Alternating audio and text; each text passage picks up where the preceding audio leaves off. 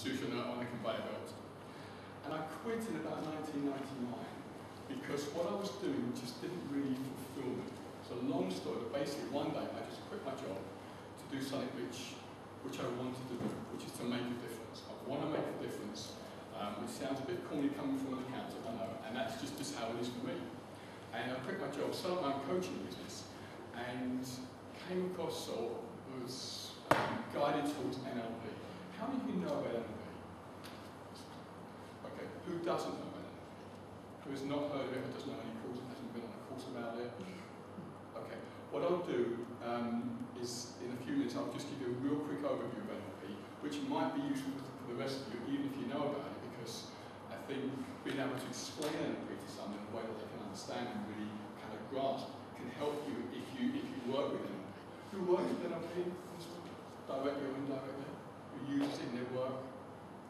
Okay, so it may help you. Anyway, we came across NLP, did a brief 2-day course, practitioner and master practitioner, became a trainer in 2000 and master trainer in 2007. I love what I do, so I'm going to get a bit excited. I sort of tell you British response, I don't do that. So, that's me. What are we going to cover this evening?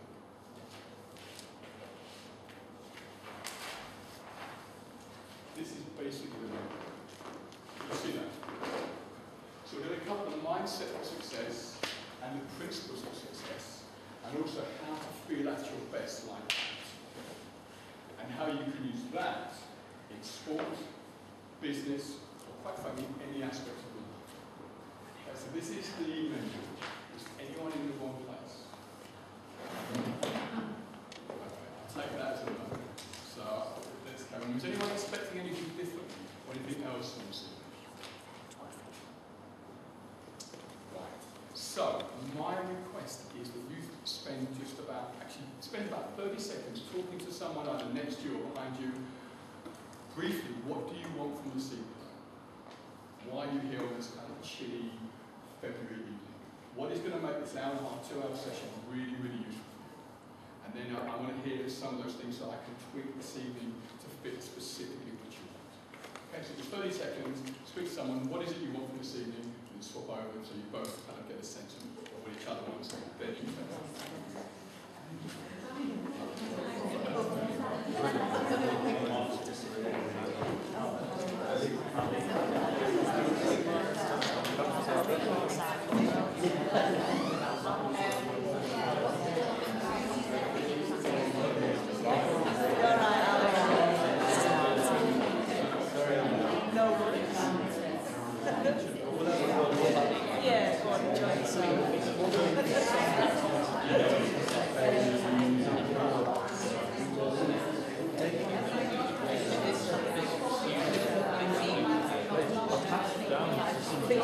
yeah, there'll be someone that you just write your name and stick it on.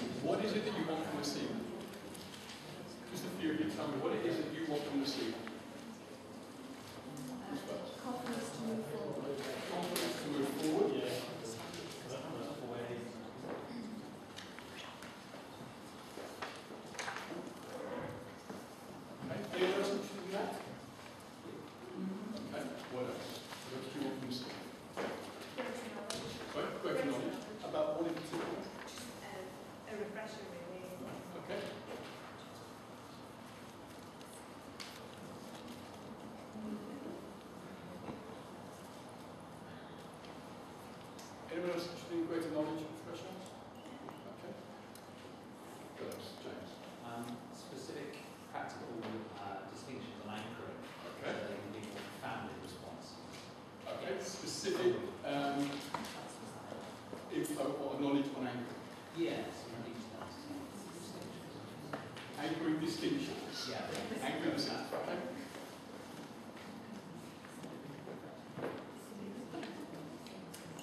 By the way, anchoring is a technique in NLP, which basically, a bit of jargon, it helps people do that.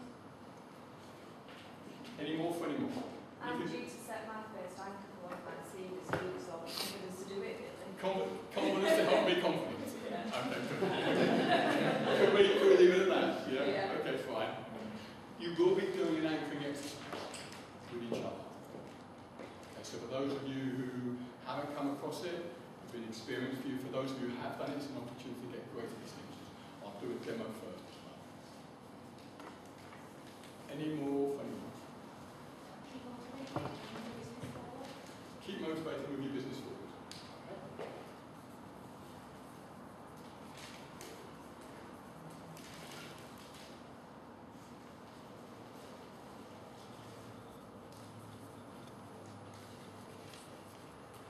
Any more? Growth Growth. as a person. Personal growth.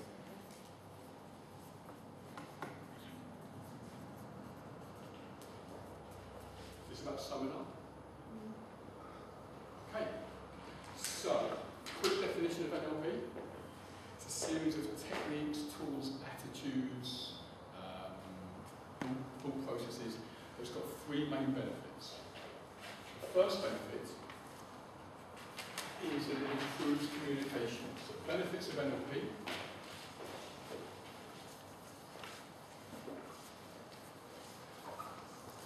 Now, for me, if you explain something in lots of jargon, people don't necessarily understand it. Whereas if you talk about it in terms of benefits, then people tend to be interested. So the first one is it improves communication, and that's communication with other people and also with yourself, because we communicate with ourselves. Improves communication. The second benefit is that it can help people to change their thinking, their behaviours, and their beliefs.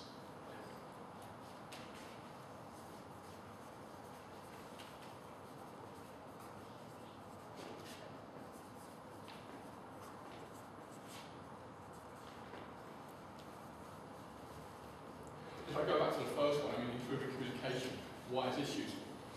Why isn't it useful? Selling, managing, relating to your kids, to your neighbours, putting your message across at interviews, presentations, as a teacher, putting your message across to your students or pupils, changing thinking, behaviours and beliefs. Most people I've come across have got some attitude or some belief about themselves which holds them back in some way. And NLP can help people to change those attitudes and beliefs about themselves so that they can move forward and get the kind of results they want. Can you relate to that? The third benefit is well, the jargon is model, but I call it, in English, I say replicate excellence. So, this is both for yourself and for other people. So for yourself, it may be, for example, that you can present brilliantly in front of 10 people, but in front of 20 people, you get a bit scared. What is it you're doing here that you're not doing here, or vice versa? So you can, if you like, replicate your own excellence if you understand how you're communicating with yourself and what you're doing in these two different situations. And equally, you can model or replicate excellence from other people. So if someone's a brilliant teacher, a brilliant communicator, a brilliant salesperson, a brilliant pistol shooter, helping the brilliant pistol shooting teams. If someone's a brilliant pistol shooter, how do they do that? And what could someone else learn from that? And all of this, if I was going to sum it up, all of this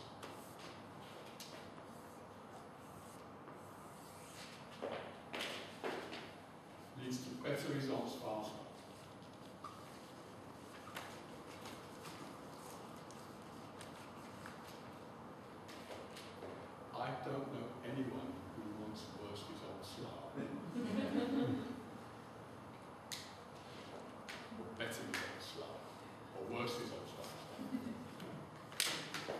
So any questions? Firstly, does that give you an idea of what NLP is about? Any questions from anyone else in the room about this, about the benefits or a brief overview of NLP? Okay. So let's move on to how do you work with NLP in a sporting context? Okay. Physiotherapist, okay. A useful exercise to do with anyone, actually certainly in sport, but anyone who wants to get an idea of how their mind influences results is, well, this next time I'm going to show you how to do this. So can you put your papers down and move and find some space. Just look this way for a second, look this way. What you're going to do is find space to be able to do this without bumping into anything or anyone. Okay? And obviously if you've got any back problems, then be sensible about this. It's not a competition. So just make sure you're doing it without bumping into anything or anyone. So you're going to keep your feet still. Keep your feet still. You may want to come forward from the wall actually. Okay. So, you're going to keep your feet still. If you do it right-handed, you're going to do it clockwise. If it's left-handed, anti-clockwise, I don't mind which. So, hold your arm up. Turn and notice how far you go, how you can comfortably go. Notice where your finger's pointing. Get a picture of that in your mind. Get a picture of that in your mind, and when you've got that, just come and stand as you go. Okay. Eyes open or closed, I really don't mind. See your finger pointing just 1 inch further around than it was, just 1 inch, 2.5 centimetres. It's easy, comfortable, and you're relaxed. And now another 2 inches, so now 3 inches, 7.5 centimetres further around than you were. And again, it's easy, comfortable, and you're relaxed. Now another 3 inches, so now 6 inches, 15 centimetres further around than you were. And again, it's easy, comfortable, and you're relaxed. And now another 6 inches, so now a foot, 12 inches, 30 centimetres further around than you were. And again, it's easy, comfortable, and you're relaxed. Some of you will be able to do this, some of you won't. See yourself going yet another foot. So now 2 feet further around than you were. And again, it's easy, comfortable, and you're relaxed. And however far you saw your finger pointing, hold that picture in your mind, hold any sounds associated with it, and hold the feelings.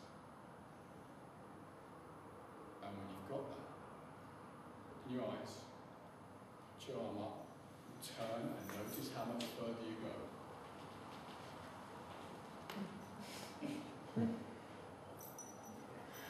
So show of hands please. Who went further? That's about everyone I think. Occasionally a group this size you only get 1 or 2 people don't, and that's absolutely fine. So isn't that interesting? You've changed the pictures and or the sounds and or the feelings that you had, but mainly the pictures, and you got better results. Now, particularly if you're going to use that with sports people and you're selling, if you like, sports psychology, inverted commas services, or NLP or performance coaching services, that is a really useful convincer to athletes that the mind impacts on the body. Okay? For those of you who use this, let's say in teaching or in business coaching, or just in a work context, or just for yourself even, to know that before you go into, let's say, a meeting or an interview, if you've got positive thoughts and positive pictures about that situation, you're much more likely to get the positive outcome. So I'm going to exaggerate this. If you go into a meeting, if you've got negative thoughts, and it's kind of, oh, hello, I've come for an interview. I've got something really useful to say. Is that going to cut it compared to if you've got positive thoughts and that's going to reflect in your body? Hello, I'm here, I've got lots of really useful, interesting things for you to know about. Okay? So how you manage your own mind is going to impact on your results. And of course, if you're coaching, who coaches others in some way? Okay, so about a third, maybe half of you in the room. Of course, you will know that people, if your clients or athletes have got positive thoughts going on, they're more likely to get better results. Any questions on what we've just done? Great, please come back.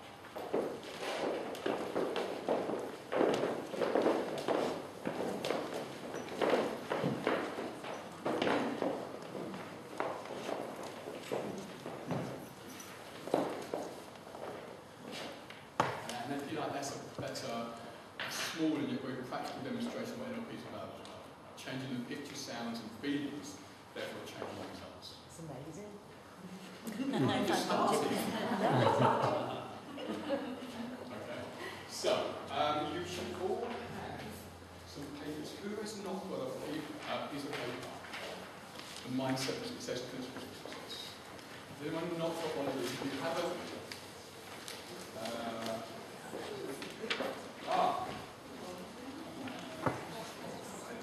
Yeah.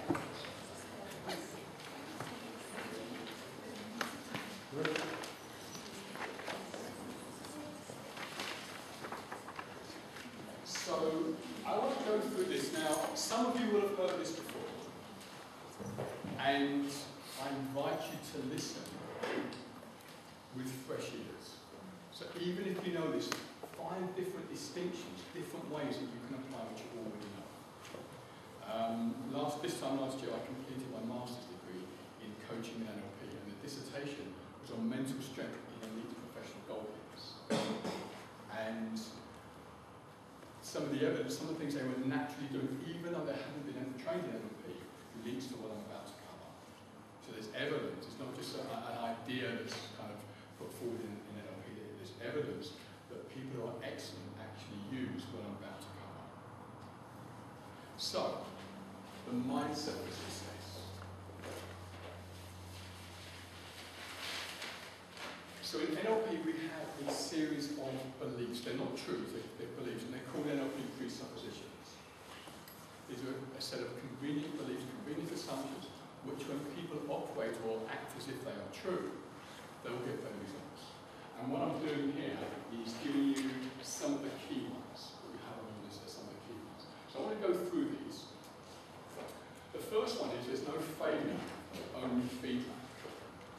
So I fully accept that maybe, can you all see this one? Really good. So I fully accept that things may not go the way you want every single time. And how are you going to deal with that? If you're going to do, oh, I failed, then it means more likely the next time you're going to be taking a negative kind of attitude or mindset into it. If you're a teacher, is that what I'm going to say? If a kid doesn't do well in his exams or her exams, they could say, oh, I failed, I'm not very good, or that's instant feedback. What do I need to do differently in terms of my studying, my revision, my exam technique, such that next time I'll get better results? Those of you who work with athletes again, you work with? Personal trainer. Okay, personal trainer. So for those who work with athletes, is it tennis coaches? Tennis, yeah. So if someone's service is not going well and they're double faulting a lot, they can take this and they lose the game as a result. Oh, I failed. Or what can I learn from that? Same in business. You don't get a job you want or you don't win a particular deal. What can you learn from that? Any questions on this? Next one, flexibility. If what you're doing is not working, do something different. Change what you're doing in some ways. So if you take these two together, Thomas Edison, the guy who created the light bulb, allegedly he, inverted commas, failed 10,000 times. Except, of course, he didn't see it as failure. He took it as feedback that what he was doing wasn't working, and he had the flexibility to do something else, knowing that eventually he would get to where he wanted to get to. Any questions on this? That Thomas Edison got famous quote, and he failed his way to success. He failed his way to success. And in my research in the book for the head of the game book, actually, people like Billie Jean King, Roger Black, Sepco, I think, they all talk about the fact it took them years, but they kept thinking, oh, I don't want to fail, I don't want to fail. And at some point they realised there's no such thing as failure. Further, we are, or at least we can learn to become, in charge of our minds and therefore our results. Here's the thing. If you're not in charge of your mind, who is? Who are you abdicating your responsibility to? So even if there are certain situations where perhaps you get nervous, it's a human response. How are you going to deal with that? Are you going to say, oh, there's nothing I can do, it's just the circumstances? Or are you going to say, okay, I'm going to take some action. Maybe go and see a coach, maybe read a book, whatever. I'm going to take some action so that I can learn how to manage my own response in that circumstance or those circumstances. Any questions on this one? Number 4, we have all the inverted commas resources we need to succeed. Resources is a bit of NLP jargon. Examples of resources: determination, confidence, ability to learn, resilience, motivation, ability to build good relationships. Okay? The belief is that we all have inside us the capability to do that. Now sometimes people are in situations where they don't think they've got the resources when they need them. And part of what we're going to do with anchoring is to help people to gain access to the resources that they inherently have, like that.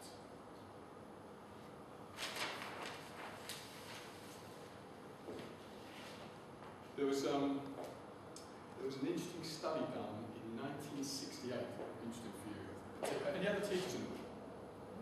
Any other teachers? So there was a study done in 1968 by a couple of educational psychologists, Rosenthal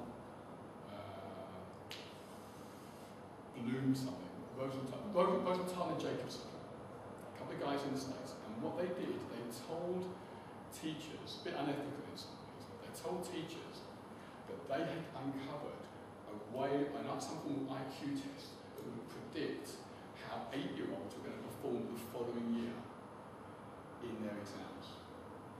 They gave the kids a test, complete bogus test, complete random. What they did, they split the kids randomly into 2 groups. They told the teacher of one group, these kids, they're going to struggle. They told the teachers of this group, these guys are really going to do well. Guess what happened a year later? Even though the kids were split at random, this group did really well, this group didn't. And I would suggest it was because the teachers had in their mind that these kids weren't able to do it. And they were in some way projecting that onto the kids. Self-fulfilling prophecy, there you go. So, for yourselves to realise you've got this, and if you're coaching or teaching or training or managing other people, to have the belief that they've got that capability to learn or to do it, will help enhance success. Now, if I put my accountant's hat on just for a minute, a bit of common sense here, particularly in a business where profitability counts, if there are certain people who aren't suited to a particular role because they don't seem to demonstrate the capabilities at that moment, you can have the belief of, if I give them enough time and attention, they can learn. The question is, do you have that time? So there may be situations where, even though the belief, if I give someone, if I believe this and I give them the time, even though it's valid, you just may not have that time in the real world. So, with all of these, common sense, please, depending on the situation. Any questions on that? Are you thinking about how you can apply this in your life? It's the timing element, I think. The timing. Yeah, and you said about that not everybody can feel they've got the time. But then I think eventually it's meant to be that people do get that. It's seizing the opportunity, isn't it? Or working with it. Yeah, and for you, if you're, I mean, what kind of role do you in? What do you do? You manage people? Or? Well, yes, there's some background. Okay. So to have the belief that your staff, the fellow nurses, have the capability to do it, or have the capability to gain the capabilities, that's the thing. Even if they don't have the capability right now, they have the capability to learn. Whilst at the same time acknowledging that some people, it may take longer and perhaps too long in terms of how much time you've got. Certainly in the healthcare sector, having medical staff who don't have the capabilities is probably not a useful thing for anyone concerned. So, I guess there's an element of common sense with this. I didn't speak about this, it's timing. Timing, well, Sorry. I have to leave it to you. It's just something to raise there, it's just that I talked about the time. Yeah. Moving on to the next point, respect other people's individuality. In NLP we call this their model of the world. So what's it like for you if somebody's respecting where you're coming from, even if they disagree with you? What's that like for you? You okay with that? You know, generally, even if people disagree, if they're taking the time to listen to your point of view, find out where you're coming from, sure, you can agree to disagree. Whereas obviously if someone isn't respecting where you come from, then you may not want to engage with them quite so much, if at all. Who's heard of the book, The 7 Habits of Highly Effective People? Stephen Covey, very well known, very well respected book. One of his habits, one of the habits of highly successful people is to seek first to understand, then be understood. Which kind of feels pretty similar to this. Respect where someone else is coming from, and they're more likely to want to kind of engage with you and respect where you're coming from, even if you disagree with each other. And then the final point there is if someone else in broadly similar circumstances to you can do something, then the chances are you can. Now again, common sense around this. Just because Usain Bolt can run the 100 metres in 9.58 seconds doesn't mean that we all can. Or an 85-year-old man who's never done any exercise. So again, common sense. But someone like Tyson Gay, who obviously is in similar circumstances to Bolt, his times have improved, as I understand it, since Usain Bolt since he set the world record. And this is the basis of what we call in NLP modelling, of the replication of excellence. It's the belief that if someone can do something really well, then we can learn from them to improve our own performance and maybe to teach other people how to do it.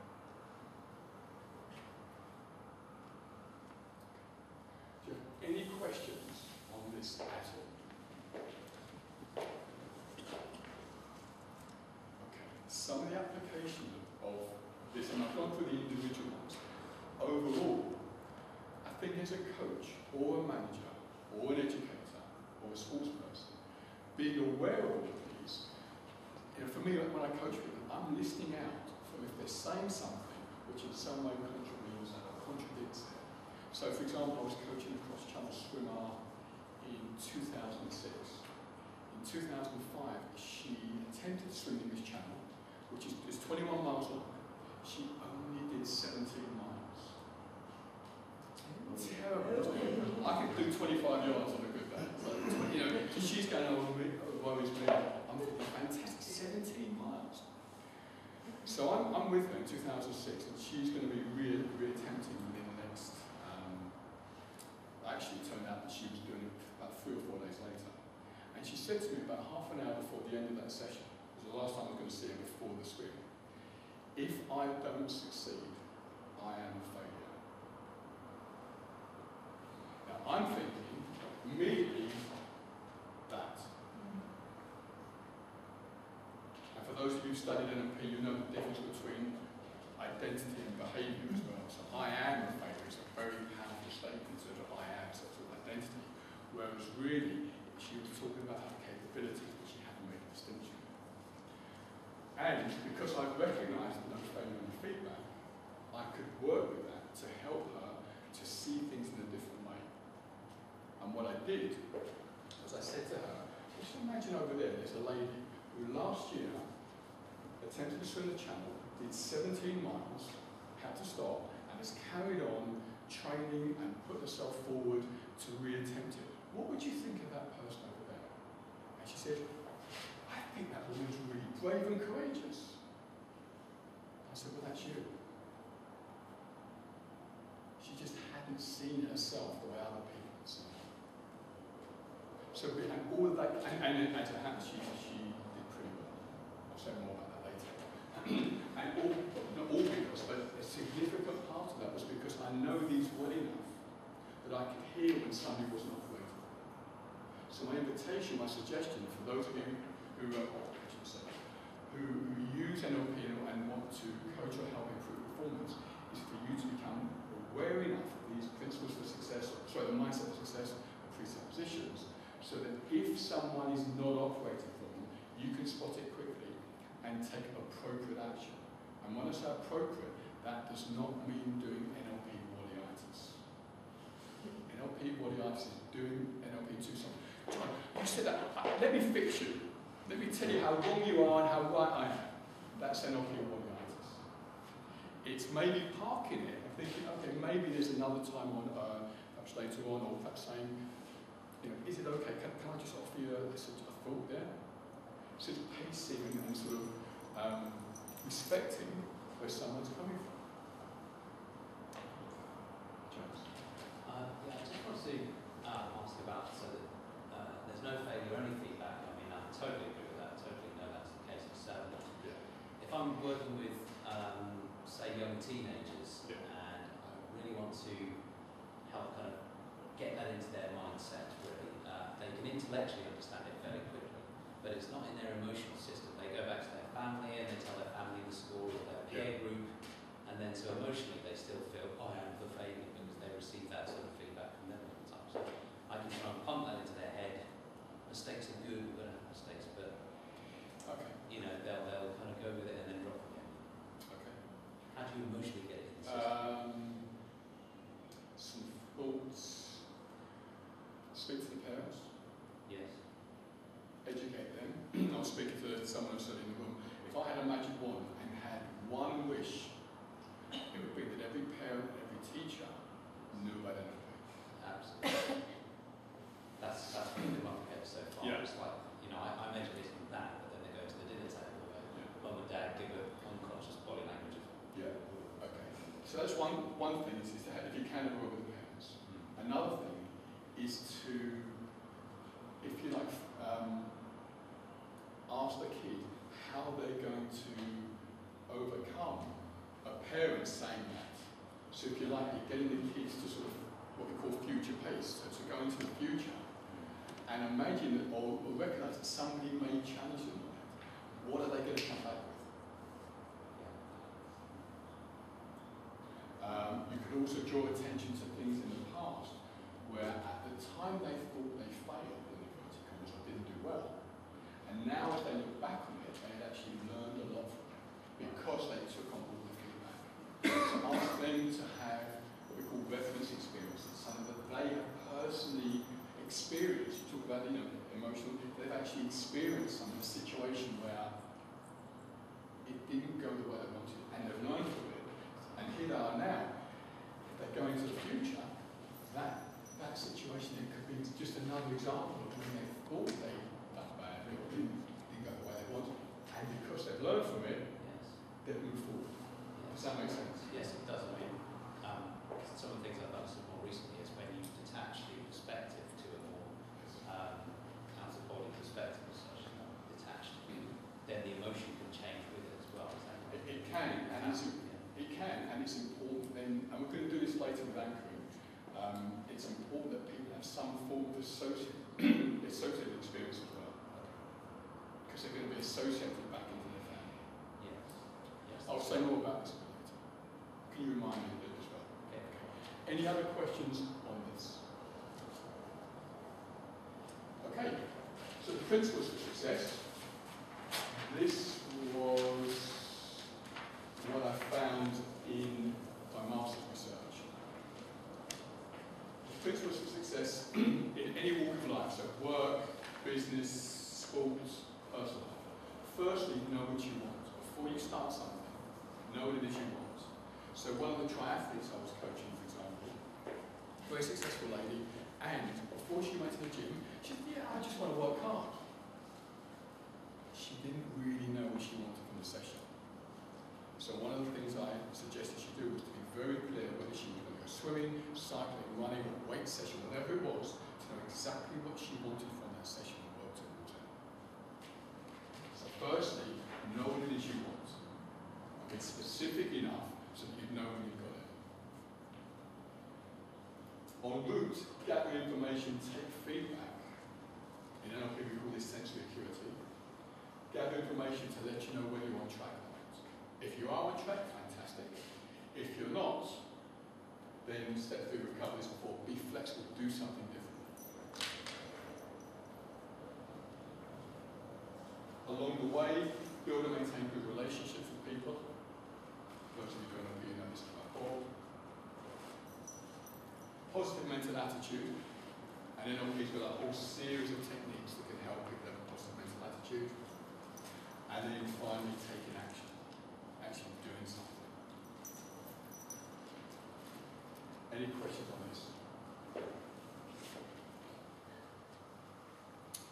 Okay. Jeremy? Yeah, sure.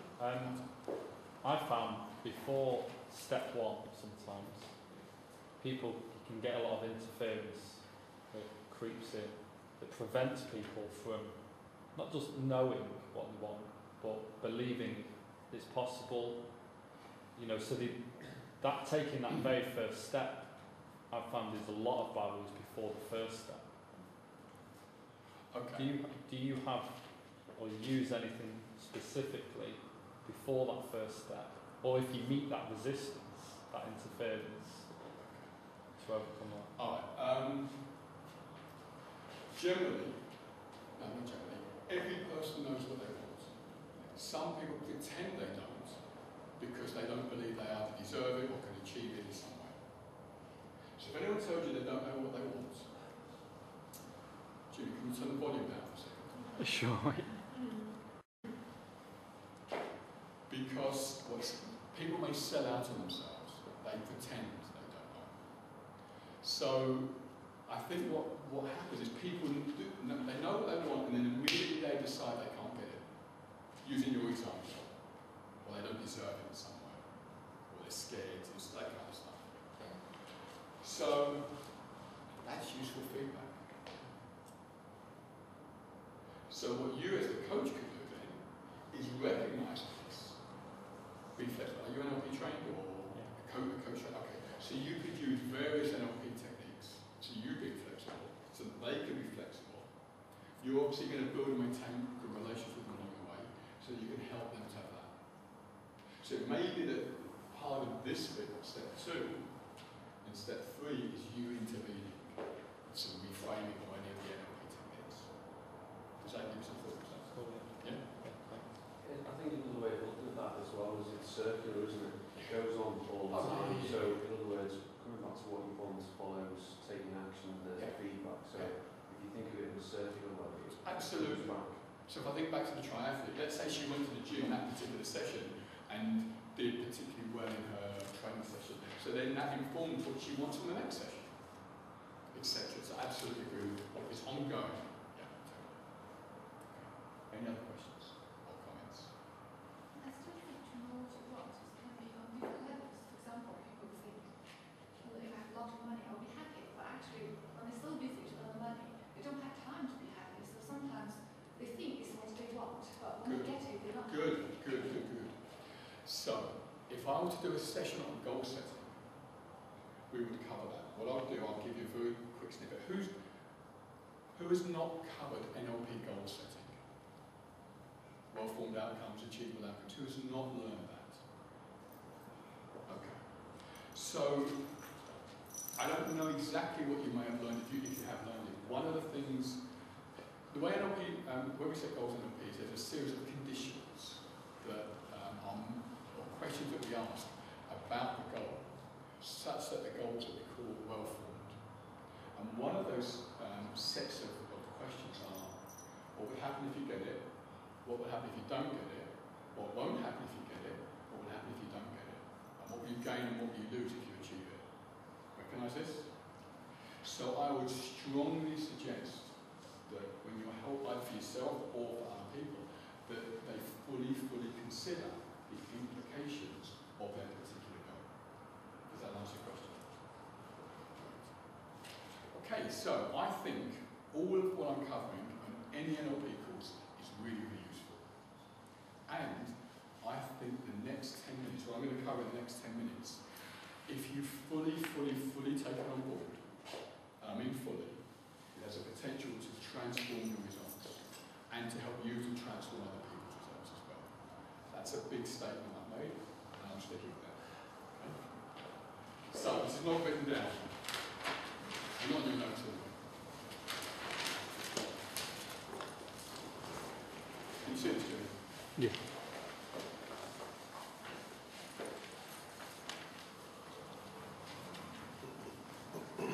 Some of you may have heard of this. If you have, great. There'll be different distinctions. You're hearing it now compared to where you were when you first heard it, and you would have changed or learned some things. So, it's a law, a universal law of causality or causation, cause and effect. For every effect, there's an underlying cause. So, we've got the economic circumstances we have now. That's the effect because of all the decisions that whatever bankers, politicians, industrialists made over the past 5-10 years. It's really cold outside because of butterflies not flapping their wings in Australia or something like that. You get the idea. So, cause and effect. Now we can extend that principle to us as human beings. So we people can be either at cause or at effect. At effect means there are some causes out there. The economic circumstances, the fact I went to a really bad school, the fact my parents may not have encouraged me. That wasn't the case, by the way, but, just use an example. The fact that my teacher said I'd never make a goal kicker, which is true. He did say that, and he was wrong, I'm glad to say. So those are the causes. And if you're at effect, if somebody's at effect, they're saying, those are all the reasons out there what I'm going to achieve in my goals. It's not my fault, it's because of my teachers, because of my parents, because of the economic circumstances, because of my boss, yada, yada, yada. Know people who do that? Anyone know people who do that? Okay, who doesn't know something? Many people are at effect. They complain, they moan, they make excuses, they blame others, they give you lots of good reasons why they haven't done something. Do you recognise this in people who you know? Someone who is at cause says, okay, there are circumstances that are undeniable. Yes, maybe I went to a bad school. Maybe my teachers weren't encouraging. Maybe my parents weren't encouraging. Maybe we do have a recession, etc., etc. And I can choose how I respond to that. It's up to me. And people who are at cause tend to get the results they want. If not in the short term, then in the longer term. So I don't know, but I guess people like, probably Lord Shirley didn't hit his profit targets every time, or Anita Roddick before she passed away may not have hit her profit targets every single time. What did they do? They learned from it and moved forward. Quite a lot of successful people were told at school that they wouldn't make it. Absolutely. And that gave them the motivation. Yeah. So was it Richard Branson who was learning disabled education? And yet they chose to do something about it in a way that empowered them. Now, of course, there are other people who get told that, and they just kind of silly. So, cause and effect. So my question to you is, where are you? Where are you on this spectrum? Oh dear. So here's the thing. I'm I'm not going to say either of these ones. I'm not saying either of these are right or wrong. I'm saying this is more useful. My only thing I was going to say was people who are at calls would probably recognise the artefact in themselves as well. Probably. So I'm sure, well, not sure, my guess is that just about everyone at some moment in their life may be at effect. You can knee jerk to that, can't you, and then challenge You can, and the question is, how long do you want to stay there? I can't believe I'm going to say this in front of a camera, but I'm going to say it anyway. So, okay, I'm a human being, master trainer of NLP, I've been doing this for years, I sometimes get that effect. Okay, I'm completely blunt about that. About 11 years ago, I went out with a girl. The date is quite important. It was Monday the 12th of February. Okay. Had a really good evening, and I said to her at the end, you know, would you like to see me again? She said yes. And I said, when are you free? And she said, Wednesday. Now, is that a good sign or is that a good sign? Yeah, it's not a bad sign. Okay. So, I'm not too romantic, I'm a little bit romantic. So I went out to M&S and bought a really small box of chocolates, a little red rose, and you know, we're looking forward to the evening, as you would. 4 o'clock on the Wednesday, I get a phone call. Gianna, mate, I didn't realise it was Valentine's Day. And I'm not actually going out with someone, but I'm just kind of separating from someone. So I just don't think it'd be right to actually see you tonight. So, I'll be honest, I went over here. I won't tell you what the words I said to myself or whatever, but you know, anyway. And I thought to myself, okay, right now I'm upset, I'm annoyed, and I wanted to honour my own feelings. And I thought, how long do I want to be upset for? And my unconscious mind said, an hour. So I was upset for an hour. I wasn't crying. I mean, real men don't cry, do we? No, anyway, I wasn't crying. But yeah, I was upset. And then the hour finished. I thought, right, fuck it, I'm going to eat the chocolates. That's the first thing.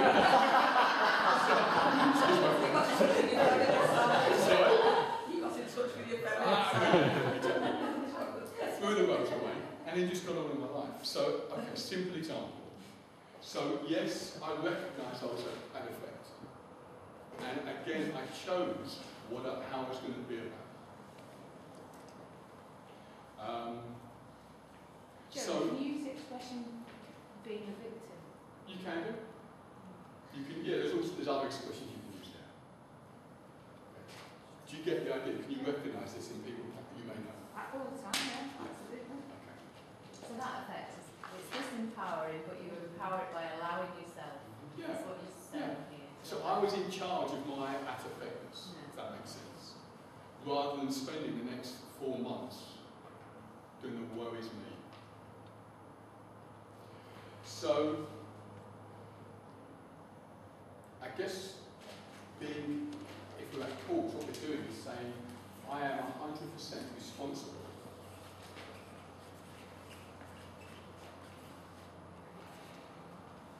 for where I am at this moment in my life. Now, for some people, that can occur as quite a burden. I actually think it's a real opportunity.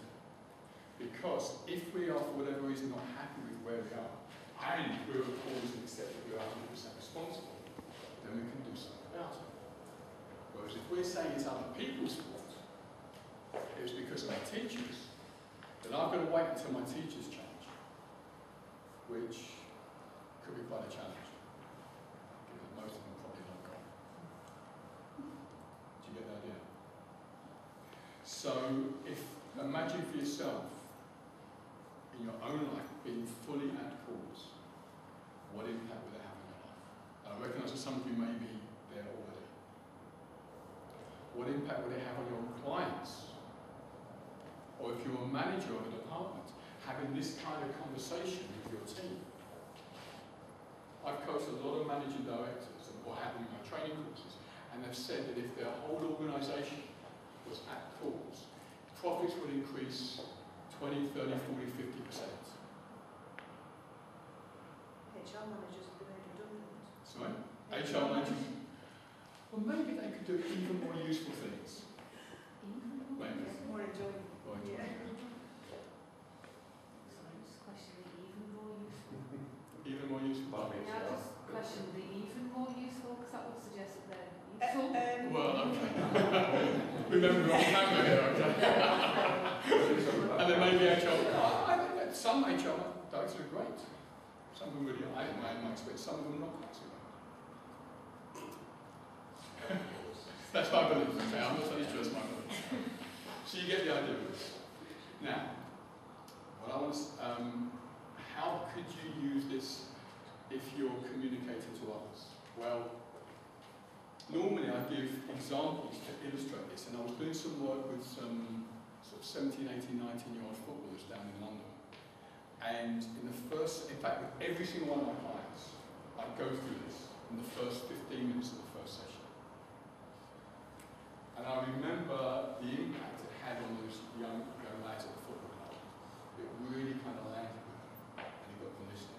So if you're teaching young kids, I wouldn't do it like 5-year-olds, but 16, 17, 18-year-olds, they'll be able to get this easily, maybe even younger, actually. But I'm sure they will, it just depends which examples you use. So the examples I use, in NLP we normally have happy-clappy examples, and I'm telling you now, these 3 examples are not happy-clappy.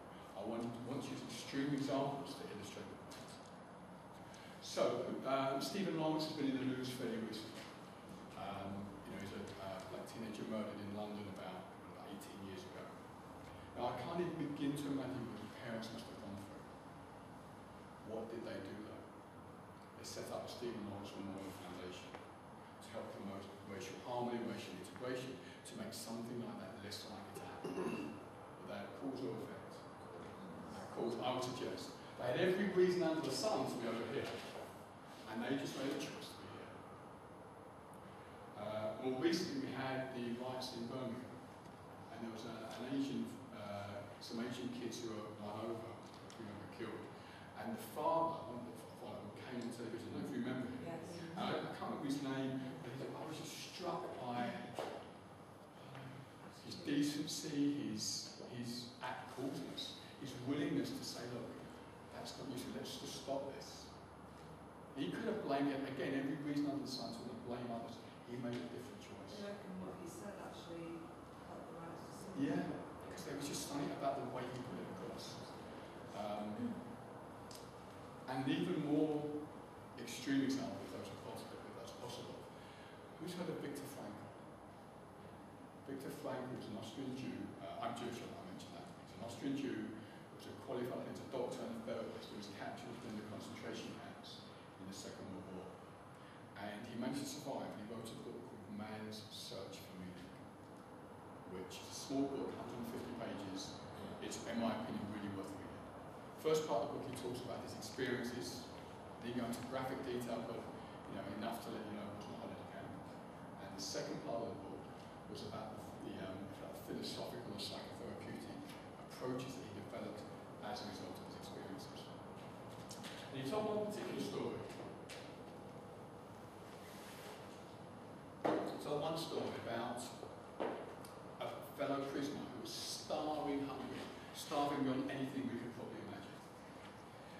He had his last piece of bread, this prisoner, and he gave his last piece of bread to a fellow prisoner who was even more hungry. Just imagine that, just for a split second.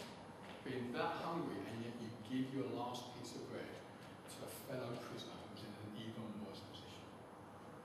And amongst all the despair, desolation, Frankl looks at this, plus some of the other things that he had experienced, and thought, what would cause this prisoner to do that?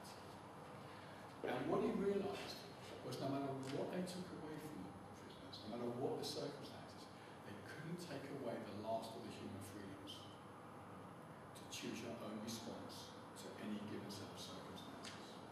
You couldn't take away the last of the human freedoms to choose your own response to any given set of circumstances.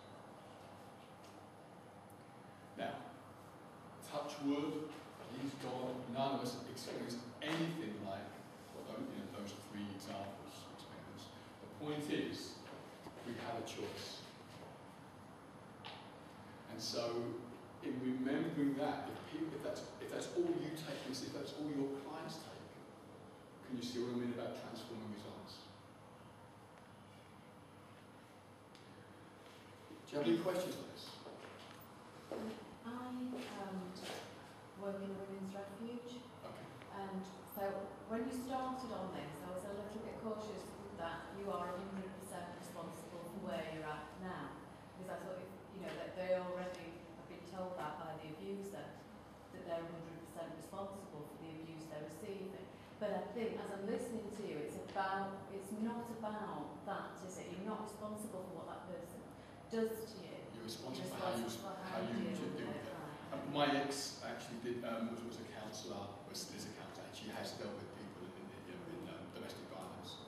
So, yeah, absolutely. It's just to make that distinction, because I thought the last thing I want to do is go saying you're 100% responsible for being here in this refuge. You're not. You're 100% responsible for what you do now.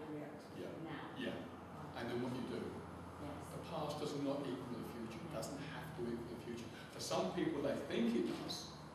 And for some people, it may be challenging to change the old programs. I accept that. And it's completely possible to do it. The distinction there is that they're not responsible for the violence they've received, but they are responsible if they stay there. They're also responsible for moving themselves out. So there is a distinction, but they're definitely not responsible for the violence. But if they stay there, they are. It goes back to, and it's quite brutal. That. It is brutal. And you said that before. Yeah, You have to own up to where you're staying and where you are. It's a tough one. It is, and I could sit here or stand here and be nice and talk to you. That's not my job. My job's not to be nice. My job is to tell you the things I believe in. I'm not saying how it is, how I believe it to be. I accept that I may be mistaken. I don't think so. I think I could be. My job is to tell you how I believe it is, and how my experiences and everything I've read tells me is the way it is. And again, it's just a choice. None of this is the truth. It's what you choose to believe, and what your clients and pupils and coachees choose to believe.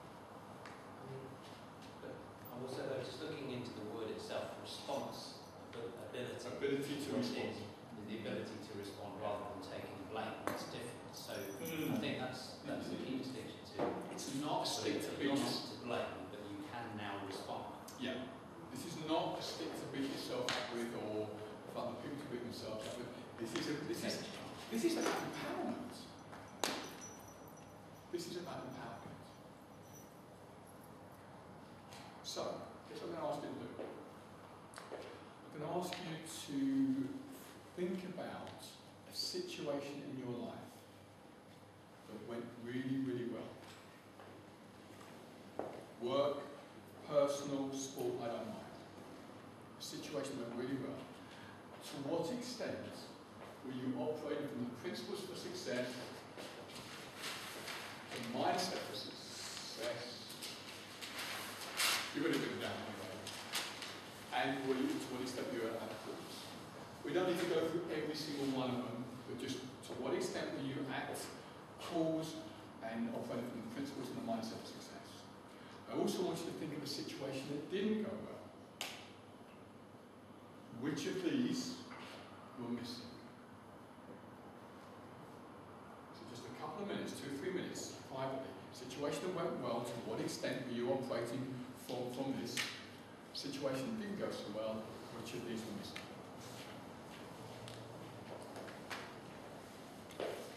On that, just turn to the person next to you, or behind you, whatever, and 30 seconds, let's say Pam and Jacob are working together, you'd give 30 seconds about the first situation, and what extent you think you're at calls, etc. You're listening for what else was she doing, what else was she operating for? And then you do the same. The situation went well for you. Then you do the situation that didn't go so well. 30 seconds just so you get a flavour of it. Which of those were missing? If you want to add something, fine. Same, then you swap over. So you talk about situations going on with you. Okay. Any questions? So I want to keep this, well, 5 minutes, so real quick. I've got a lot of other stuff I want to cover. So quick 5 minutes. Get through this as far as you can. Okay.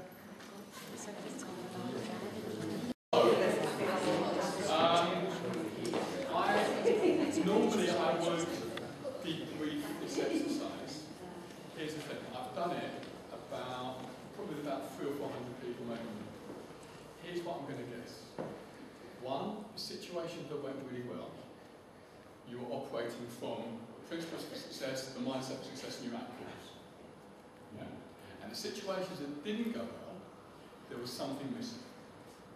There was something about the mindset of success and all the principles of success and or being a cause that wasn't in place. Is that correct? Okay.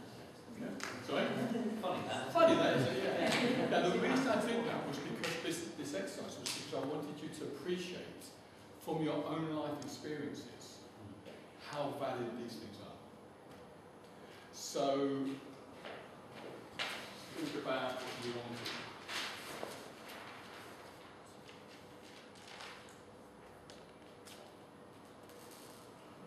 Who said this? About motivated? Yeah. Does this give you some ideas? You know how to be successful. Or you knew it anyway. It's just another framework for creating success. Personal growth. What we've just covered is a framework for personal growth as well. Being at cause. Hopefully greater knowledge. Who said greater knowledge? I think it was you, Debs. Is this? Yeah. Okay. Confidence to move forward. Who said that? Is this helping you? Yeah. Good. Anchoring distinctions. We haven't come to that yet. Not yet. Okay. So I'd like you to spend 30 seconds just writing down 2 or 3 key learnings, key action points that you're taking away so far from the course. What is it that you're going to do as a result of this session? The benefit of you actually writing this down is it actually gets it more in your mind because you're in effect doing mental rehearsal of you actually doing it to write it down. How are you going to use this information in your life?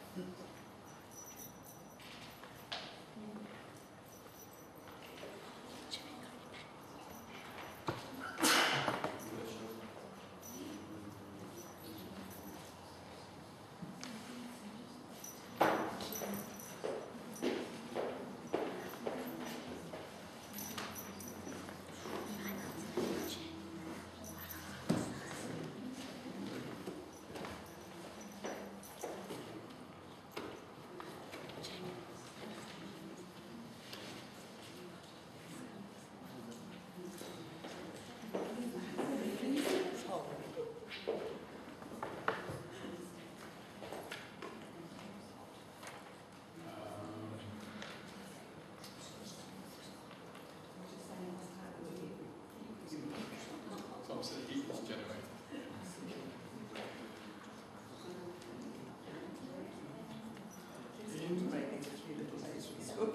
In a few moments, Jimmy's going to pass around a little container. If you're interested in being on my mailing list, I've got 2 main websites. One is the Lazarus.com, which is going to be renewed anytime this week, I think, and also winningatsport.com. You've got the Lazarus.com at the bottom of your. Winningatsport.com is what it says really. Those of you interested in sports, there's some free ebooks, there's some other ebooks which are $5 or something like that. Winning at Sport. If you're interested in receiving information about that every time we do new ebooks or new resources or new videos, then what you can do is if you put your business card, or just write your name and your email address, piece of paper, pop it in the dish. I'll do a little raffle at the end, 3 prizes, ahead of the game. This is NLP sport basically, successful NLP. This has been number 1. It was number 1 yesterday in Amazon's NLP This and the Kindle version, and this morning number 2 and 3. Number 1 was that really well-known NLP book, Yeah. To Eat When You're Pregnant. Did you not? That was number 1 in Amazon's NLP books, What to Eat When You're Pregnant. Who wrote that? Sorry? Who wrote it? I don't know. It wasn't So it sounds like it's Paul McKenna, doesn't it? No, it wasn't. No. It was a doctor. I can make you pregnant. Pregnant. No puns intended. These are the ladies who spoke out loud there. There's a pocket, NLP Pocket Handbook. This is a condensed version of practitioner and master practitioner material. So with 3 prizes drawn from the people who put their cards in the tray. Okay, so Jim's going to pass that around. I want to now move on to anchoring. So, does anyone not have a double-sided form called self-anchoring? Okay. So, what I'm going to do, I'm going to keep this. What time do we finish? Is it 9? Is that what time we finish? Or 9:30? Well, I reckon okay. I'm going to kind of break the rules. Trainers should never get the audience options. I could explain this and talk you through it as a group. Or I can explain it through a demo and then you pick it up. If you do the latter, it will take a bit longer. And you'll get even more learning. Okay, so I've travelled up from London. I'm willing to stay for pretty much as long as it takes so that you get real value from CP. Okay, so I'm happy to stay until, certainly, I don't think we need to stay for half an hour. If we do need to, I'm happy to do that if you want. So, shall we do it so we actually get to work with each other? You really kind of get it in the muscle. If anyone needs to leave beforehand, then that's fine. So, anchoring. That's the NLP jargon. What this is about is stimulus response. How you could... See, if I said to you, think of a time when you felt really, really, really fantastic. A specific time. To go back to that time, see it, hear it, feel it. If you actually did that, this is what I think what would be happening.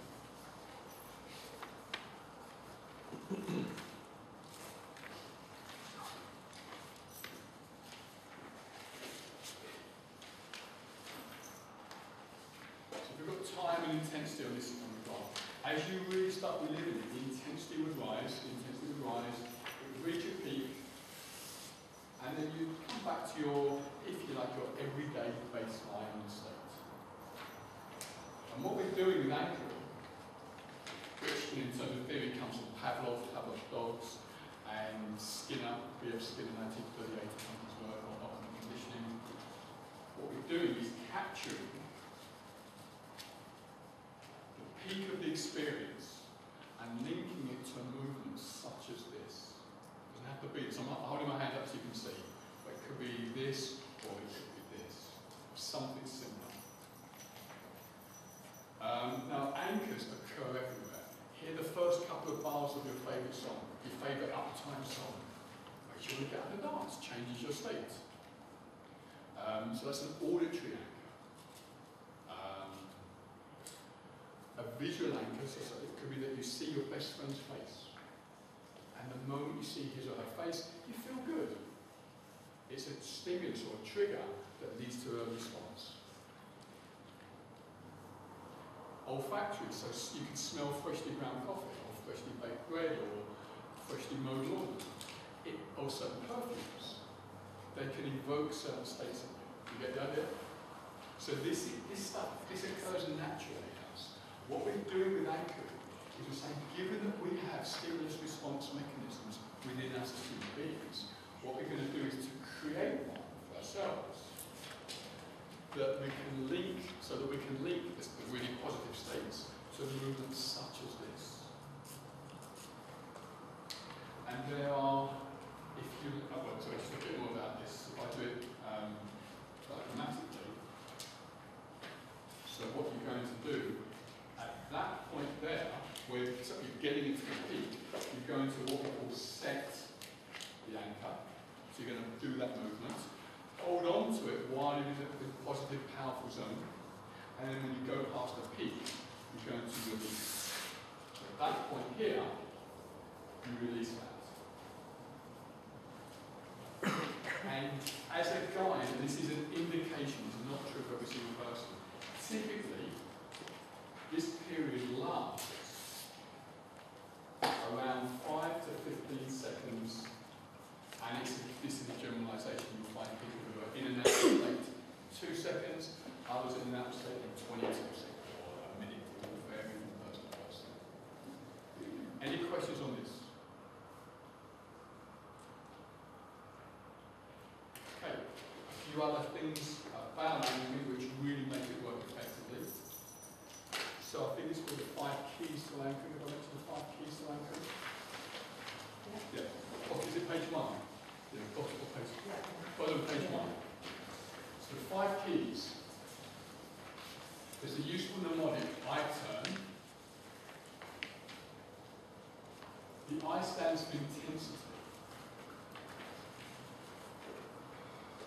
So, John, if you remember a time when you felt 4 out of 10 motivated, an anchor there. When you fire the anchor afterwards, what are you going to feel?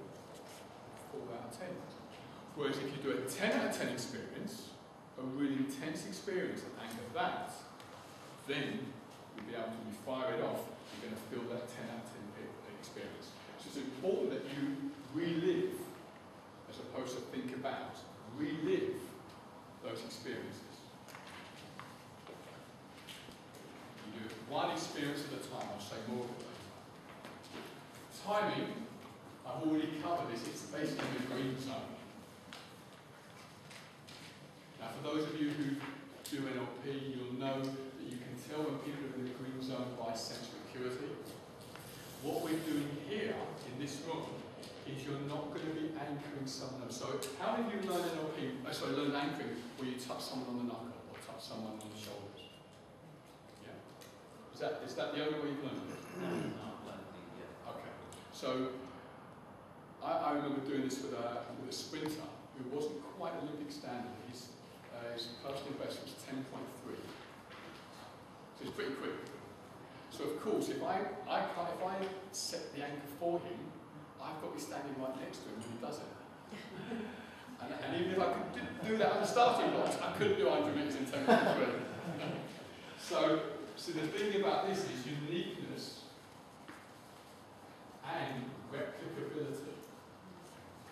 It needs to be able, the client needs, if you like, to be able to reproduce it in the situation that's at hand. So it may be, for example, that it's not appropriate to do this movement. I was doing a business seminar talking about this, and a lady in the audience said, it's not appropriate for me to do that in some situations. I said, why? She said, well, I'll tell you later.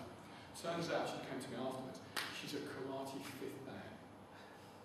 So I guess, you competition, whatever. Oh, hang on. Yeah, it's not going to work, is it? So we were flexible and they came up with some other ways. The point is, it needs to be unique and replicable. That's unique, it's not replicable. Whereas this, I'm doing it here, like if I put my hand down here and do this, you may not even notice I'm doing it. If I do it with my left hand, I can do it while I'm writing my right. Okay? So unique and replicable. And the final point here is number of times. So we would typically repeat this probably 4, 5, 6, 7 times in this room, or if you're doing that with your clients, in your consulting room or the training room, whatever it's going to be. So number of times.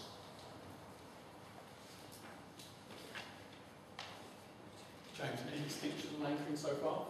Well, the only times really I've experienced it fairly profoundly was when the pro who I went on an NLP course a couple of years ago, when he did it touching my knuckle, I did experience that. Okay, I could feel it had been loaded up and I felt the response, yeah. So when I self-applied, I've only felt a very limited response. When I've coached others to self-apply, I said, now what, you know, Okay. flat. Okay. So So when you do this yourself, and I'm going to do a demonstration a bit later, it's really important that whoever I'm working with and whoever you work with really relives that experience. It's really important, because if you're thinking about it, then you're not fully associated. It's kind of out there. Whereas if you're really in it, seeing it, hearing it, feeling it, that's what makes it work, or one of the things that makes it work. So, I'm going to do a very quick overview about the process, which is on page 1. And then I'm going to link this into something called the circumstances, which we're going to cover afterwards. So, process. So basically you're going to pre-frame, get into rapport, in other words, kind of make sure that you and the client feel comfortable with each other. If you've done NLP, you know what I mean by this. Decide on the location, so for example, if it's going to be like this. Is that next door? Okay. Number 2, ask the athlete, said athlete here, client, whatever, to recall a vivid past experience. So a time when they felt really motivated, or really confident, or really fantastic. And you'd say to them, can you remember a time when you felt totally or really blah, whatever it is, confident, motivated, powerful, strong? If they remember more than one, ask them to remember a specific time. And you'd say to them, as you go back to that time now, the bit about step into your body, you put that in brackets, I don't always say that. See what you're seeing, hear what you're hearing, and feel those feelings as you feel totally, whatever it is, confident, fantastic, whatever the state is. Now it's important, NB, you as the guide, to get into that state yourself. That's really important. Because again, if I said, time when you felt really motivated, it's kind of, if we're in kind of, in rapport, if we're sort of in sync, if you like, he's probably going to feel a bit kind of, whereas if I'm going to tell you, he felt really motivated, so I'm getting to the state to help him to get into the right state. Okay? Point 3, make sure the client fully associated with the experience and was intense. Step 4, provide the anchor. So when they're in the green zone, they do this. That's step 4. Okay? When it's gone past the peak release, great state, talk about something else. Repeat these steps again, 2, 3, 4, 5 again. So what we're doing, that's the number of times. So you're just going through a loop here, repeating it 4, 5, 6 times. Another time when you feel really confident. Go back to that time, see what you're seeing, hear what you hear, really feel those feelings, you feel totally confident. Okay. Talk about the weather, something else to break state. Do it again and again. And then at the end, test it. So you talk about anything and then ask the person to do that. They should automatically go into that response. Okay. Any questions on the big picture of an anchor? Sure? Alright. So, there's a couple of other, if you go on to the following page, this is one of the main applications of anchoring, certainly in performance work. Is there a question? Go on. Just a number of times where this wasn't there, what would you say is the optimal number of times we've been? 4, 5, 6, probably 6. I'm going to move 6 times. It's not like more the better, like hundreds. Well, there's the law of diminishing returns. So if you do it 100 times, every time you do it, it's even better. Yes. But the incremental effect is more marginal. I would say 6, 7, 8 times. Say 6 times, you have enough. And I normally task people outside of the room to keep doing it once or twice a week, or every day for a week, and then once a week. And when anything great happens, anchor it. Yes. Jimmy, can you turn the heating down a little bit? There's a few people out. So what you're doing, you're building like it's like creating an oak tree resources. Confident, more confident, powerful, more powerful, motivated, more motivated, all on the same trigger there or wherever it is. You can also have more chilled out resources. So you could have calm, relaxed, laid back. And it's useful, I think, to have two main types. Uptime, really powerful, strong ones, and then chill out one. Because there may be times when people want to chill out.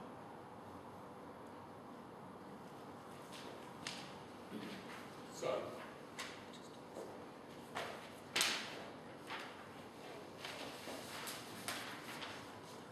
what we're going to do, we're going to identify a situation, identify the resources that would be useful. So let's say it's an interview. Let's say you're coming up for an interview. I mean, I didn't give you all the reasons why this is so useful. I'm assuming that, I think I said it earlier on, interviews, presentations, cut finals,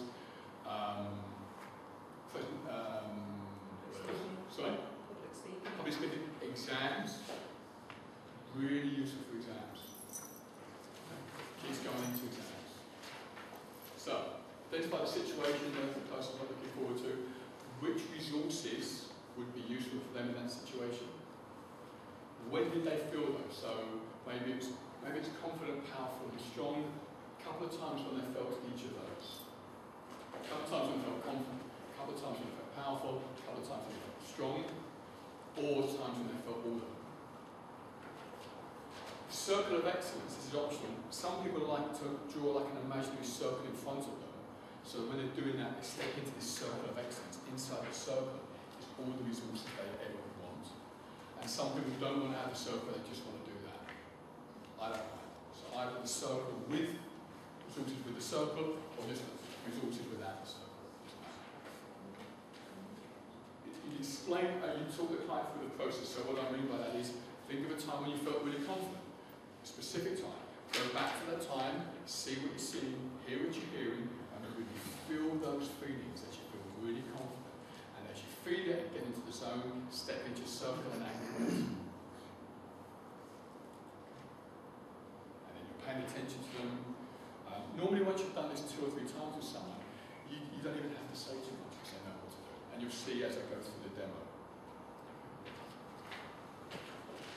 When you've done that, test it. So how do you test it? Come out the circle, talk about the weather, talk about holidays, anything that's unrelated. Get them to step into the circle, do this movement and notice how they feel. And they should be like that. Okay? So you know at step 6 that they have a resource anchor. Agreed? Now this is where sports psychology comes in, or the field of sports psychology. I think it's got something to add to the field of NLP. So this could be useful for you. So, mental rehearsal.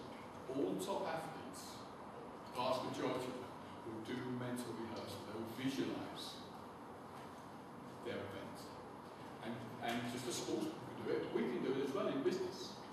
Presentations, public speaking, exams. So what I suggest is that people into the circle, fire their anchor, and imagine seeing a television screen of a cinema of them in that situation. Let's call it an interview. So they see themselves in the interview in different scenarios. Maybe there's one person interviewing them, maybe there's a panel, maybe they're asking easy questions, maybe difficult questions. So to see all the different, or lots of different scenarios. Each time they're standing here feeling great and they see themselves performing really well in different scenarios. Steve Backley, javelin flyer, when I was researching the book, said that before each major competition, he'd make a list of all the things that could go wrong and then come up with ways to overcome it. And Sally Gunnell, again according to my research, the books I've read, before the 92 Barcelona Games, she mentally rehearsed several times a day different situations. I guess being in lane 1, lane 2, lane 3, sunny day, cloudy day, whatever. And if the video wasn't going well, she would stop it, rewind it, and then have it go forward again in the way she wanted. So lots of different situations. Each time you do a great interview. That's step 7. Then step 8 is exactly the same, except instead of seeing yourself, you imagine yourself there right now, in those self-same scenarios with your anchor. So you're mentally rehearsing success. Okay, 1 second. And then you ask them step 9, okay, so how are you feeling about the interview? Or the cup final, or whatever it might be. Feel great, okay. Final thing is in, if they've done a circle, if they've used a circle, they take that circle with them, like an imaginary belt, earring, necklace, whatever, so they can put that down or step into it anytime they want. And the circle doesn't have to be a circle, it could be the shape of a tennis court or an interview. So that's a whistle-stop tour of this. Do you have any questions on this? Because I'm going to do a demo in a moment. So do you have any questions about this so that you know what to look out for in the demo? Okay, so what I would like then is someone who has got a situation that they are perhaps not looking forward to. Nothing major. I was once on a course where a woman talked about, I'm going to a funeral tomorrow. That's not for anchoring. Okay? So something relatively minor that's contextualised. So a public speaking event, an interview, a cup final, a challenging meeting at work, something like that. Who's got something like that coming up and they'd like to come up? But let's hear a few of you. So I'll choose the one I think will be the best demonstration. Or is everything totally perfect? So what do we have?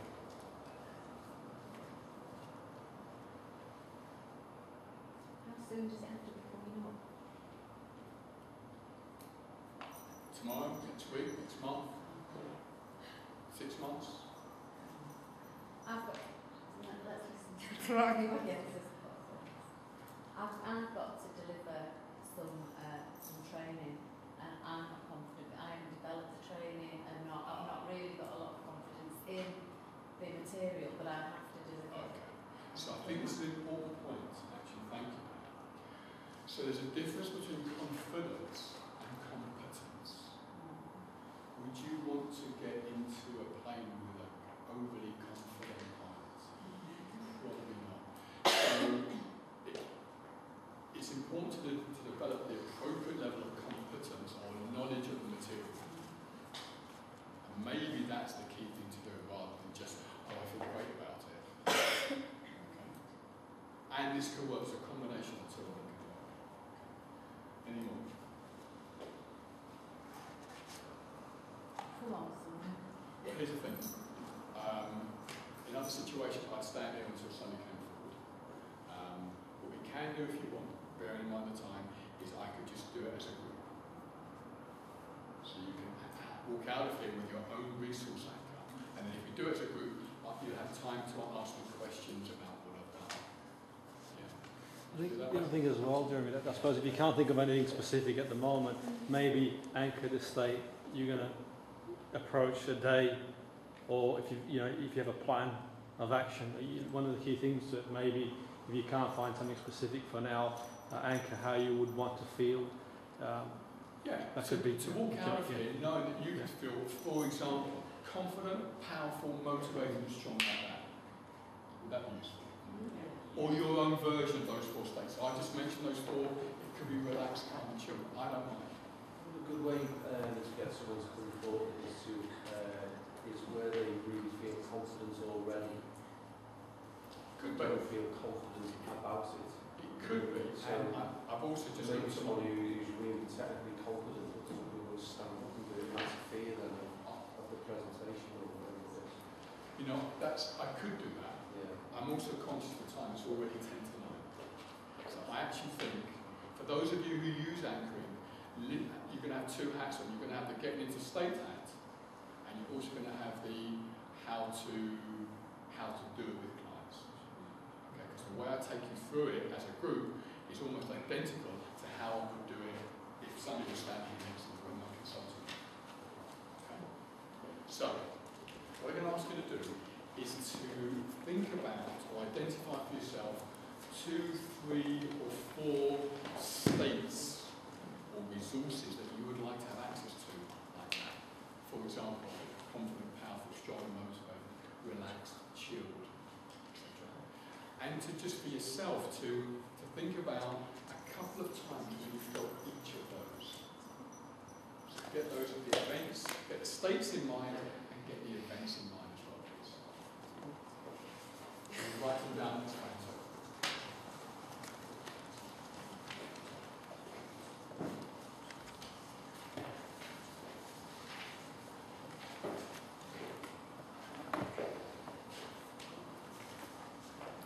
Okay. So, I'm going to talk you through the process. So you guys are going to be the quality control.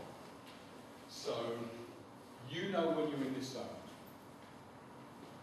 Now, because some of you will be in and out of the zone really quickly, and others may take a bit longer, I'm going to ask you that when you're done with that particular event in that state, you look at me so that I know you're done. And then when everyone's done, we'll move on to the next state. Okay. And so I'm going to say, so are you clear what state 1 is for you?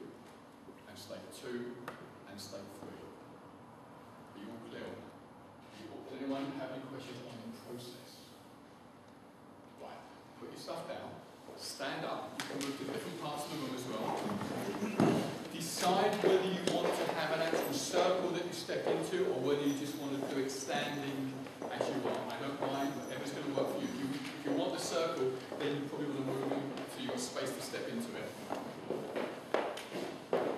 My tip is to put your papers down and remember the uniqueness and replicability. So if your anchor is this, for example, but you're also standing here doing this, then that's not useful. So, or if you're touching the radiator, the radiator may not be there when you're doing your presentation or interview. So are you all clear on your equivalent of this? Unique and replicable. Okay, so choose, so decide on that. So, eyes open or closed, I don't mind. Think of a time when you felt state 1. A specific time. Go back to that time now. Right back to that time. Really see it. See what you're seeing. Hear what you're hearing. And really feel those feelings. And when you're feeling it, when you're really feeling it, anchor it. I'll step into the circle and do that as well.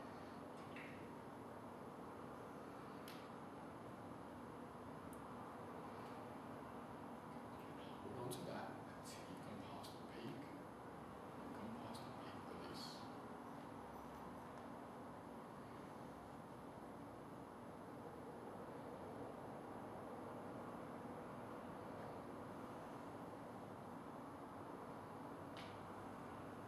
Look this way.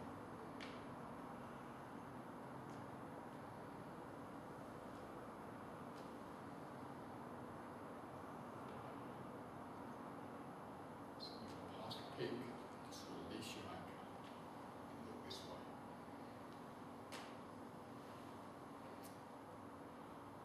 Okay. Another time when you felt state 1. Think of another time when you felt state 1. Or that same event as you just thought about, I don't mind. So the time when you felt state 1, so doing it twice, go back to that time. You know what to do, see what you're seeing, hear what you're hearing, and really feel those feelings. As you feel totally state 1.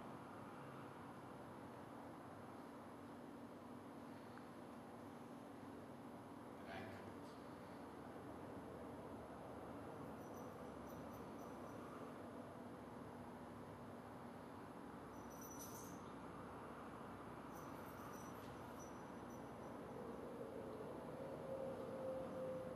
When you're done, release your anchor, look this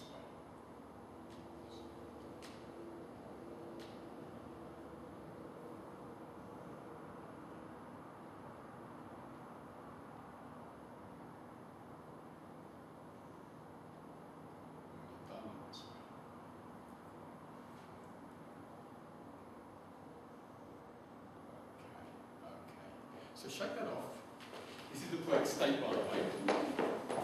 Okay, do this movement now. How are you feeling? For how many of you is there some difference as you do this movement? How many of you can actually feel something? Anyone not feel any change at all?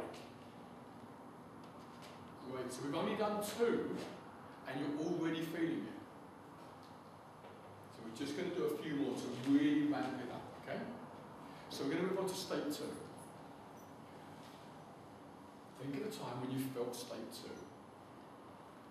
A specific time, you know the drill. Go back to that time, see what you're seeing, hear what you're hearing, and really feel those feelings. When you're feeling it, anchor it.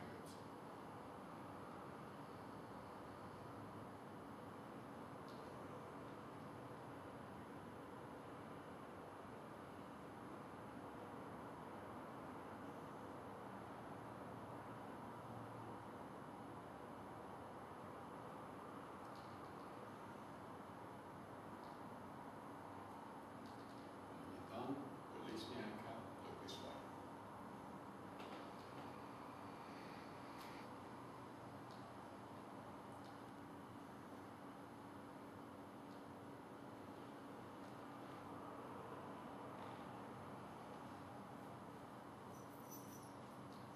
Okay. Another time when you felt state 2. Or that, the one you just thought about, I don't mind. Another time when you felt state 2. You know what to do. See it, hear it, feel it, anchor it.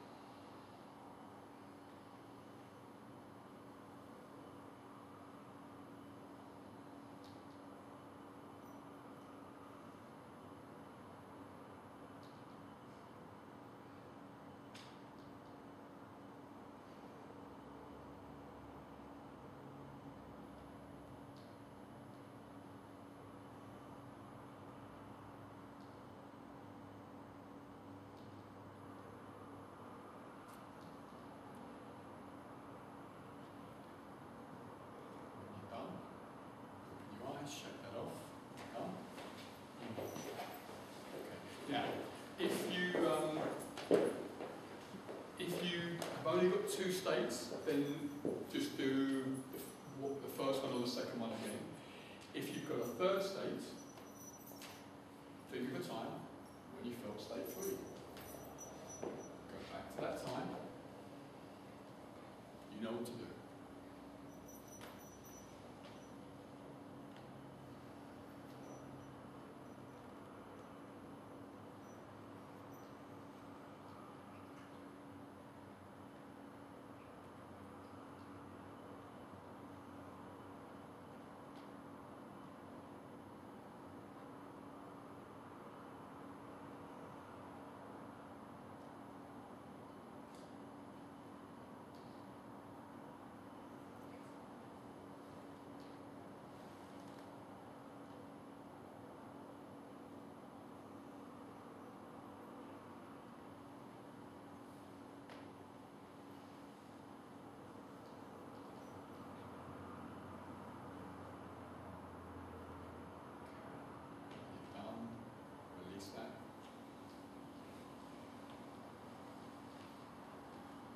Part of the fun of doing this is trying to guess what you guys are thinking. I don't want you to, I don't want to know. And I've never done drugs, and I imagine this is kind of a very, very easy way to replicate the effect of drugs in a way that's totally safe, totally ecological. So, let's do it one more time. Pick a time when you felt state 3 or state 4, I don't mind. Or just that really fantastic experience. That time, you know the drill. You know what to do. See it, hear it, feel it, anchor it.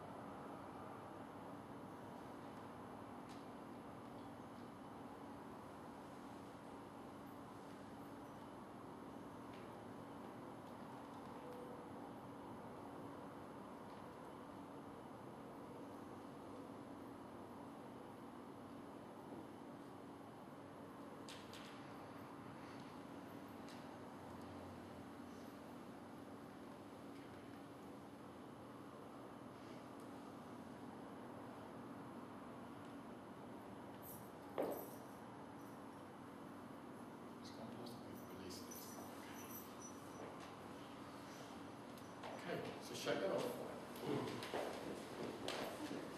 Okay.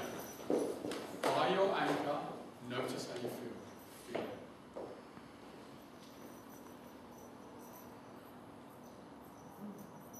How you guys doing? Yeah? Fingers pinball. Huh? Fingers pinch for Okay, doing it. well, you can squeeze it, just too tight, yeah, just comfortably enough. So does anyone not have an experience of feeling those states that you are anchoring? Anyone not have an experience? So, show of hands, just so I'm clear, show of hands if you felt at least some of those states, those emotions. Great. So what we've done so far, okay, we've identified the situation, we've identified the resources, when you felt them, the circle of excellence, which is optional, talk you through the process, and we've tested. Okay? What I now want to do is the mental rehearsal. So even though there may not have been a situation that you were thinking of, or there may have been, I don't know, what I'm going to ask you to do in a few moments is to mentally rehearse being in a situation where it would be useful for you to feel those resources, whatever you've anchored, and to see yourself in different scenarios in that situation. Each time it goes well. So you're going to be standing now. I'm holding my hand just so you can see. So you're going to be watching it. Lots of situations, one after the other, and I'm going to be watching myself with these resources in there. And each time it's going well. Is that clear? So I'm going to get out of the way. So in your own time, eyes open or closed, do some mental rehearsal of those situations. Those situations. Positive. Sorry? Stronger. Okay. Excited. Anyone not looking forward to it in some way? Okay. So, we'll just start with step 7, 8, 9. So I asked you the mental rehearsal, and I've just checked how you're doing, how you're feeling about that situation. If you had, I don't think any of you did it, if you were to have had the circle of excellence, make sure you take that with you, just as imagine a necklace, ring, watch, bracelet, whatever.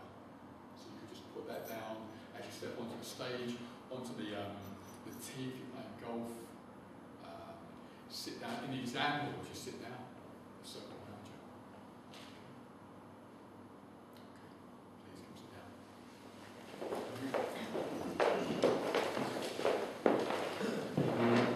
So, James, did you learn anything about anchoring? Well, that's consolidated some things and added some distinctions. Okay. Great. That's great. So, what questions, what comments, what learnings, discoveries do you have from the exercise we've just done? Anchored the anchoring. Oh, good. Okay, good. That's a good thing to do. Okay, good. So do you feel you could replicate that and be done with it? Yes, well confident with it. Great. Yeah. And it's about practice. Yeah. So what I suggest would be that, do you have people you can practice with? Do you have people you can practice with? Yes. Possibly. Yeah. So, Yeah. I've got 2 people. in mind. Great. do that. That's what I would say. Any other comments? Well, can I ask everyone else, because I think I struggle to find times in the past that I can vividly recall a real peak state. Okay. I just come up with dozens and dozens of ones which are good, but not that get me now really so excited. So imagine it. Or imagine something. Yeah. If you or a client cannot remember one, now the conscious mind doesn't know the difference between an actual experience and one that's vividly imagined. So you could almost get someone to fantasize or imagine being really confident or powerful, strong. I thought I was going to go down to climb Mount Everest to get a peak experience. You might do after this. Yeah. Any other comments or questions, please? You know when you're testing people, Yeah. what if someone turns around to you and says that they're not really Good question. Okay. So, do you remember, I did this is pretty much how I did it. 2 of state 1, 2 of state 2, 2 of state 3. And I actually did a little test in there. What I tend to do is, first of all, I would always break states when you're going into different states. And you could even break that up at every single one. The purpose of doing this test is to get a sense of whether people are following the process and getting something from it. I'd rather find out, if by some chance someone's not doing it, I'd rather find out at this stage than now, because then I can do something about it. I mean, I can still do something about it here. And normally it will be because of that.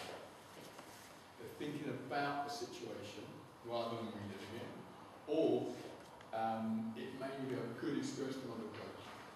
So if that's the case, then you've got a couple of things you can do. Really relive it, one at a time, just one event, or ask them to imagine being whatever is confident, calm, relaxed. Is that answer your question? Can they have a model that they could, somebody they really admire, and as the imagination thing? Personally, I would rather people have it from within themselves rather than say, oh, I admire Fred Bloggs and be Fred Bloggs. Yeah, I'd rather it be within themselves because this is about their own resources rather than getting it from someone else. That's other questions. Like to the rehearsal bit. Yeah. Do you just imagine everything go really smoothly? You find and all the time, or you imagine at the beginning things will be tricky, for example, like really tough negotiation. You do this, you solve it, or Here's the thing. In NLP, there's something called future pacing, and traditionally in NLP we go, take it into a situation, into the future, and normally people are going to imagine a positive situation, and that's fine. Real life isn't always like that. Sometimes you go for an interview and people ask you difficult questions. Or you play a tennis final and you lose the first set. that's the most time you need it, isn't it? Yeah. And so, I'm taking this from my understanding, I haven't spoken to Sanika, but my understanding of what she did. She would mentally rehearse all the different, scenarios, not every single possible one, but sunny day, cloudy day, hot day, cold day, drawn in lane 1, lane 2, lane 3. She has a good start, she has a not good start.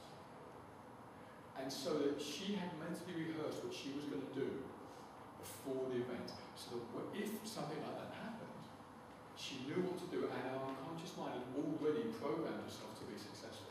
What she said was, if the video was going forward and she wasn't winning the race, she would rewind it far enough back so that she could do something different, and then play the video forward, going the way she wanted. So, Wyatt Woodsmall, who some of you may know is a very, very well respected NLP master trainer, he was involved with modelling the, I think it was the US diving team, the swimming diving.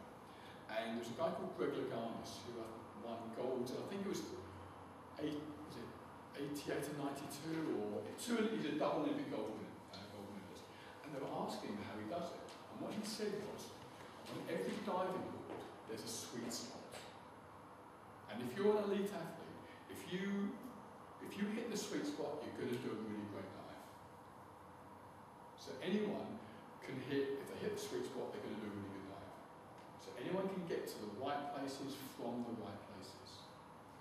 He said that champions, if they don't quite hit the sweet spot, they can still do a really great dive.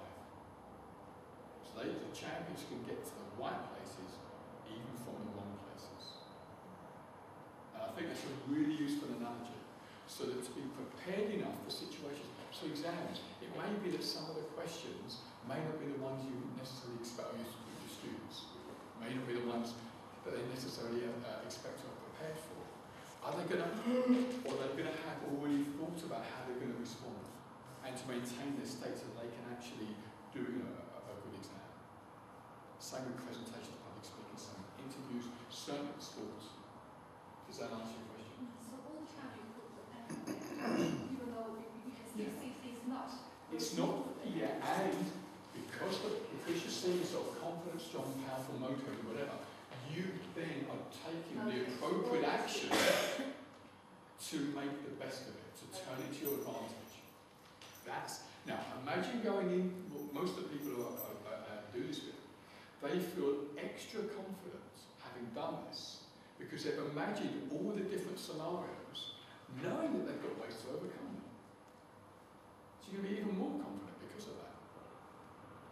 So that's your question. Any other questions, please? Comments on anchoring? Okay, so a couple of minutes, please, for your learning on how are you going to use this. So if you're already NLP trained, how are you going to use it either for yourself or with other people? If you're not NLP trained, how are you going to use this for yourself? My tip is to do this several times. Just every time something great happens, anchor it. When you go home, maybe tomorrow, spend a minute, anchor, top it up.